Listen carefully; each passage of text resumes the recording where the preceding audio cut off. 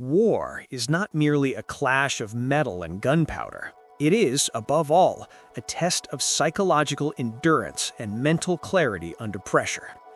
In June 1942, the Empire of Japan possessed the most fearsome naval force on the planet. They had the best pilots, the most modern carriers, and a confidence that bordered on the messianic. On paper, the Battle of Midway should have been the final blow against the United States. But history is not written by firepower spreadsheets. It is written by human decisions. What followed was a strategic blunder of catastrophic proportions, where the arrogance of a single man, Admiral Nagumo, collided with the brutal reality of a perfect trap. In just 5 minutes, the fate of the Pacific would be sealed, not by a lack of aircraft, but by a paralysis of decision that turned warships into steel coffins. Nagumo was not a visionary strategist, he was a naval bureaucrat. His rise to command the First Air Fleet was the result of seniority, not tactical brilliance. Following the success at Pearl Harbor, the Japanese high command was infected by victory disease. They believed the Americans were demoralized and technically inferior. This was the first step toward a decisive defeat. Nagumo set sail for Midway convinced he would dictate the rules of the game. He ignored the fundamental fact that American intelligence had cracked his codes. While Nagumo sought a decisive battle on his own terms, he was actually walking into a planned slaughterhouse. His critical flaw began with his mindset. He treated the American fleet as a predictable variable, a calculation error that any mediocre general learns to avoid, but which Imperial hubris prevented him from seeing. At 7 a.m. on June 4th, chaos ensued.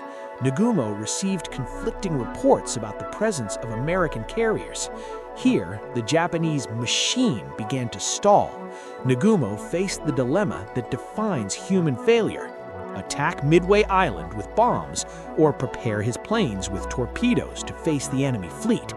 In a state of administrative panic, he ordered the rearming of his aircraft. Twice, the decks of his carriers, the Akagi, Kaga, Soryu, and Hiryu, became a logistical nightmare. Torpedoes and bombs were left scattered across the hangars instead of being stowed in armored magazines.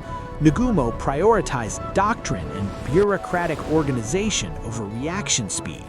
He chased the perfect solution, while his fleet's survival time bled away with every passing second.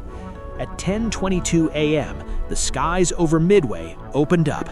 American dive bombers, which had been lost and running low on fuel, found the Japanese fleet at its moment of maximum vulnerability.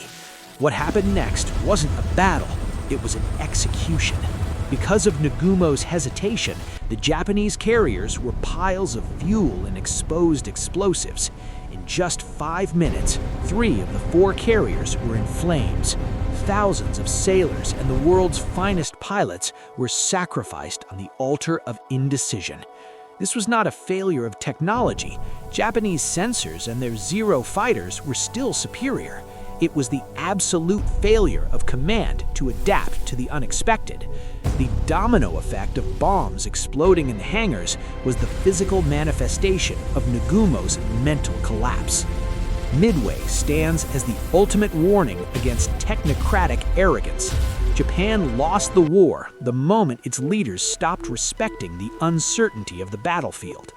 Admiral Nagumo survived the battle, but his reputation was incinerated along with his ships.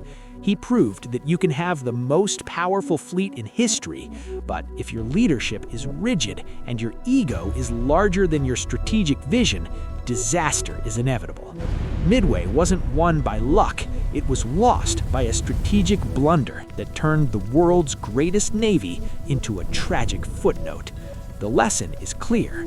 In war, the spreadsheet never survives the first contact with human will.